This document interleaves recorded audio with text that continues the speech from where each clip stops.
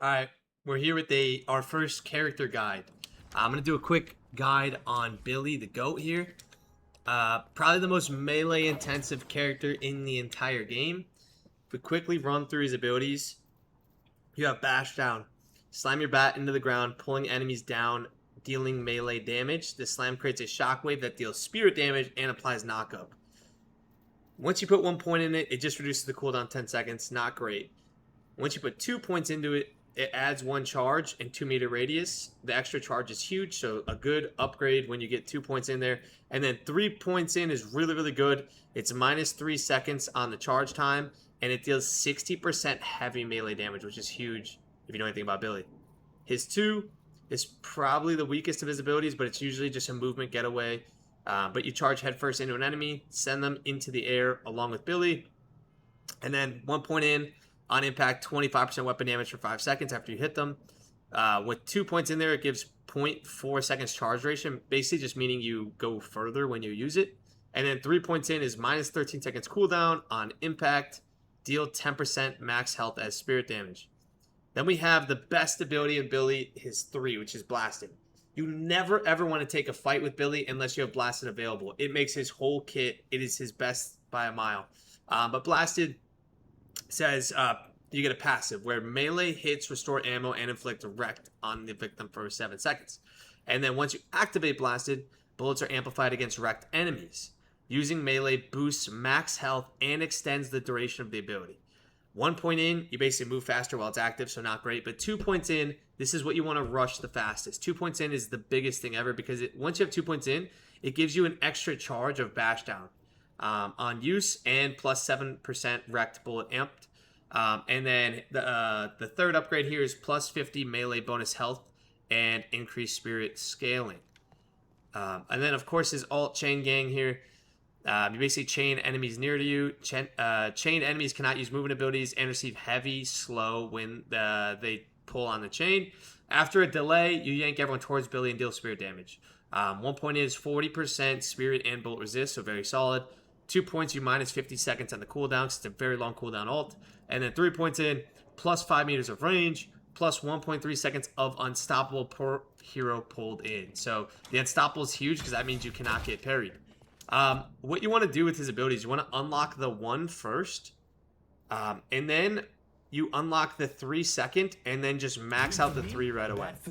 Getting this to 2 is huge. That's what allows you to start doing great in the lane. And then maxing this out allows you to just get a bunch of health and stay in the fight and be the tanky juggernaut you're supposed to. So I max out his 3 first, then his 1. Then you can kind of debate if you want to go alt or Rising Ram next. I usually max out the alt next because this, first of all, 1 point is huge to make you tanky with the resist. And then the 3 points gives you that unstoppable so you can guarantee connect some heavies. And then I max out the 2 last. So that's kind of the ability rotation in order. Now for the build itself.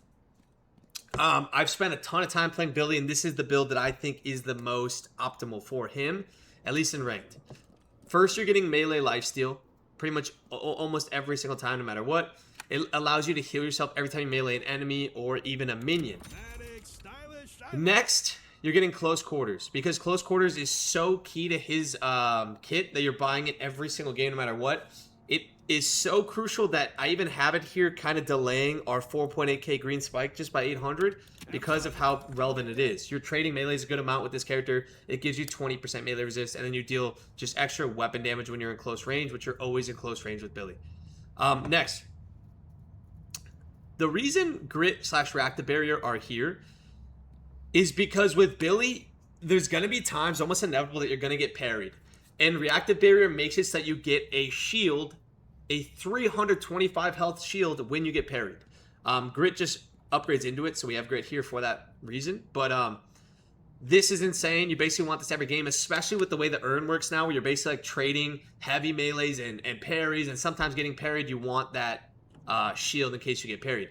Now, in this slot right here, especially in the lane phase, for example, last game I was up against a Drifter and an Infernus. So instead of getting this right away, after I bought these two, I bought like debuff reducer, right? This whole bottom area is optional depending on the matchup you are in. But usually if it's a default game, I will buy reactive barrier next. And then, of course, we upgrade Melee Lifesteal into Lifestrike to finish our 4.8k Green Spike.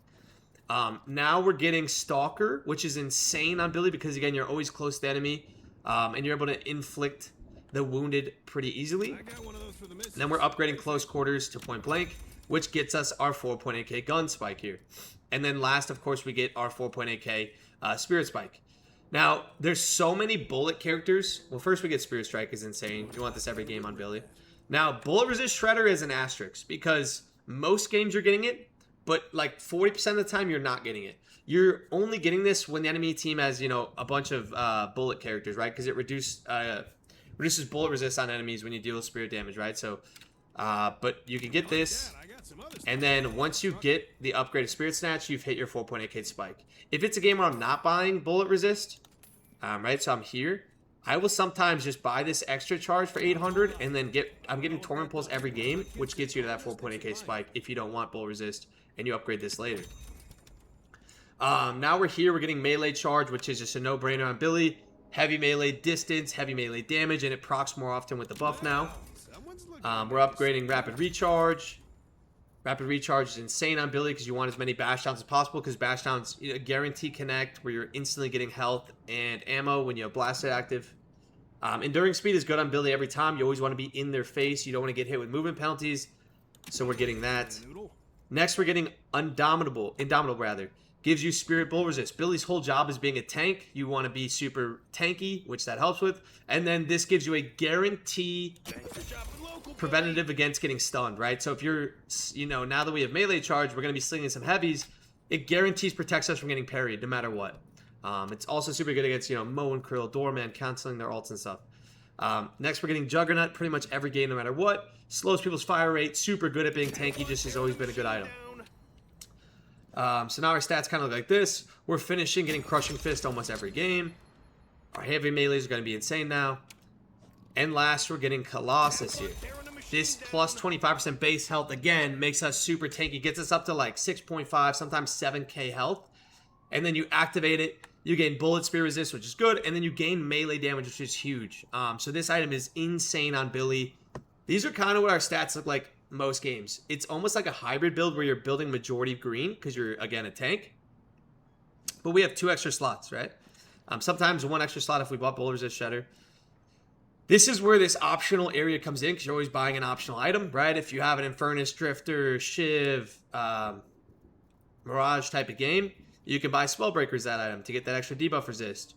Or, a Dispel Magic to cleanse, the Shiv or the Infernus ticking you down.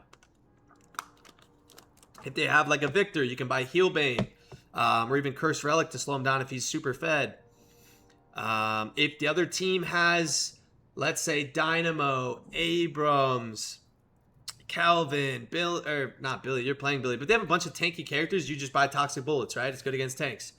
If they have a bunch of gun characters, you can buy Plated Armor or Bullet Resist, or a bunch of Spirit, you buy Spirit Zones, right? So these flex slots, I have kind of written up here what you're buying in which matchups, right? Slowing Hex against Apollo. Knockdown is against, if they have like Grey Talon and Lady Geist. Or sorry, not Lady Geist, Vindicta, rather. Inhibitor is pretty good against Victor sometimes. Pretty straightforward, right? This is against gun characters.